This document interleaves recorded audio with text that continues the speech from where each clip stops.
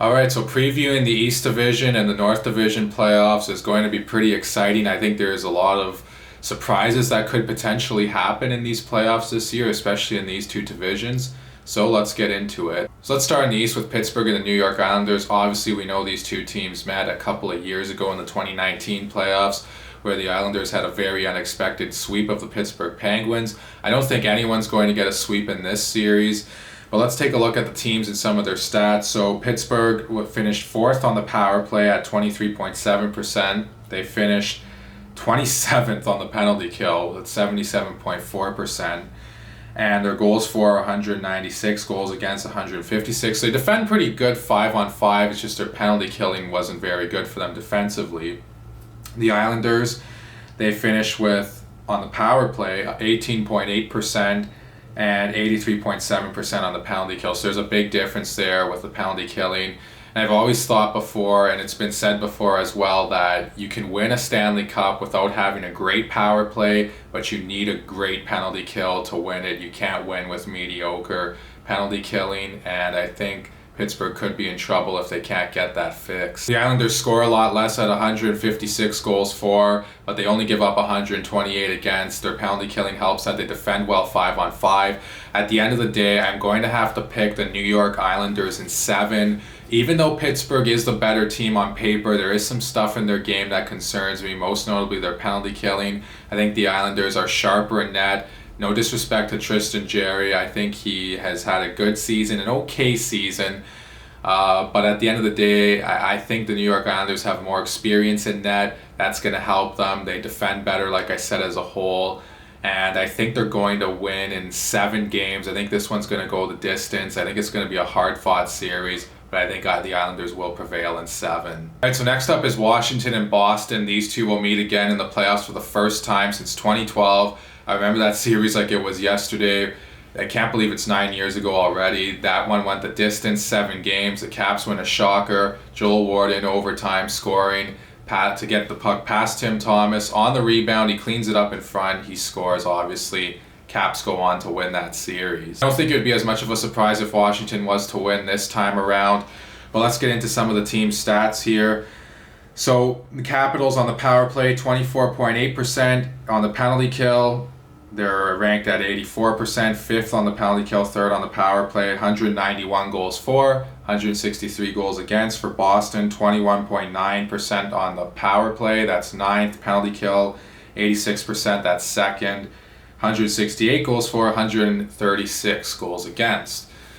So these teams, they're matched up really well on the special teams. So at the end of the day, I think the difference is going to be 5-on-5. And for Washington, I think that favors them a little more. Their forward group is more deep than the Bruins. The Bruins have that one really good line, and then after that, the edge definitely goes to Washington. I mean, it's not even close in my opinion. No disrespect to Boston. They have a lot of good, hard, grinding forwards. They have Taylor Hall this year too, but I don't know. There's just something about the Caps. They added Anthony Mantha now. And, Ovechkin and all those guys, I just feel like they're a better team. Obviously, they got John Carlson on the back end. I think where Boston could potentially exploit them is in net. They have a lot of inexperience there. Obviously, the Bruins' goaltending is a lot more experienced than the Washington Capitals' goaltending. But at the end of the day, I think it's going to be a hard-fought series. I don't see a Boston upset here. I think I'm going to have to go Capitals in 6. Just because I see Boston, their offense at 5-on-5 anyways, potentially drying up if Washington can defend well 5-on-5.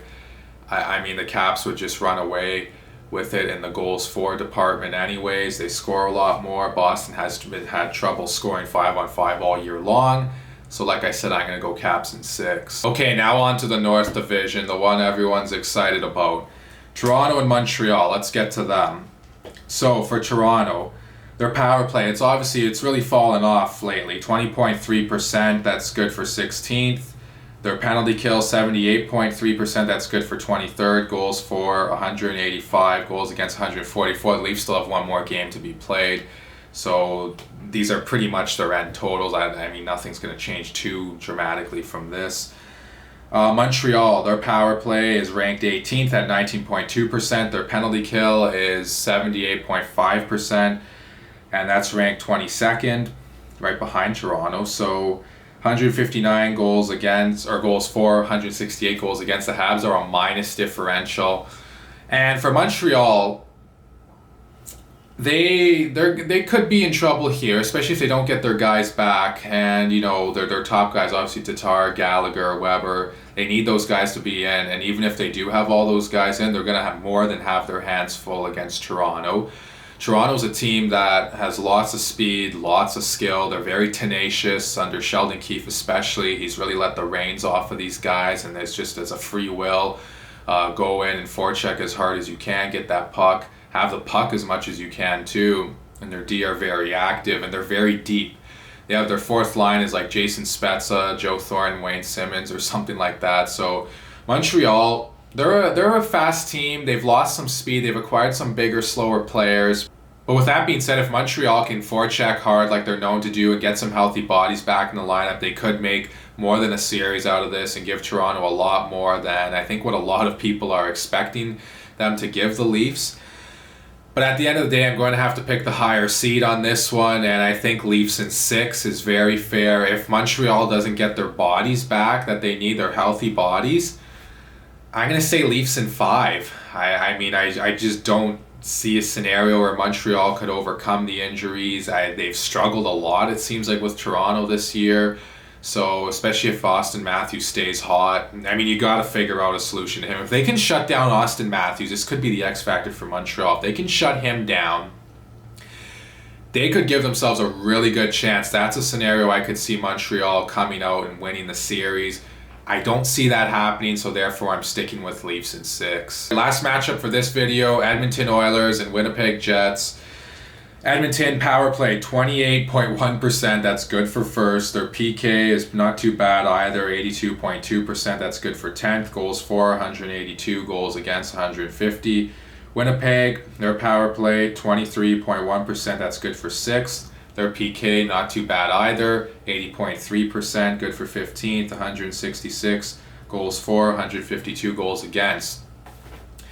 Now, both teams have been getting solid goaltending. I like Hellebuck better than Mike Smith. I think Smith has, although he's played really well this year, he has his times where he can let in some weak goals and, you know, have some stretches where he loses his game sometimes.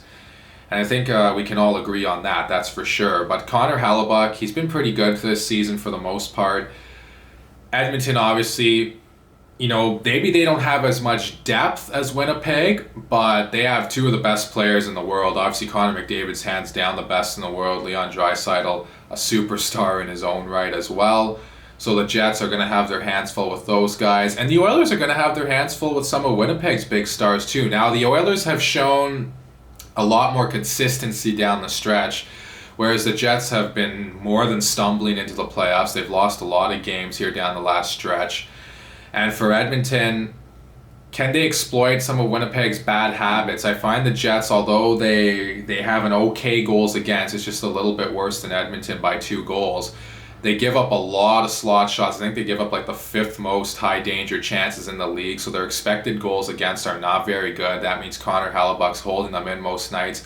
When you're facing chances like that from Leon Draisaitl and Connor McDavid, even a Vezina winning goalie like Connor Hellebuck's not going to be able to bail you out all the time. So my final thoughts on this series, it's going to be close. I'm going to pick Edmonton in 7 though. I think Winnipeg will find their game and look more like themselves, like how they did before they started losing a lot the last 3 or 4 weeks.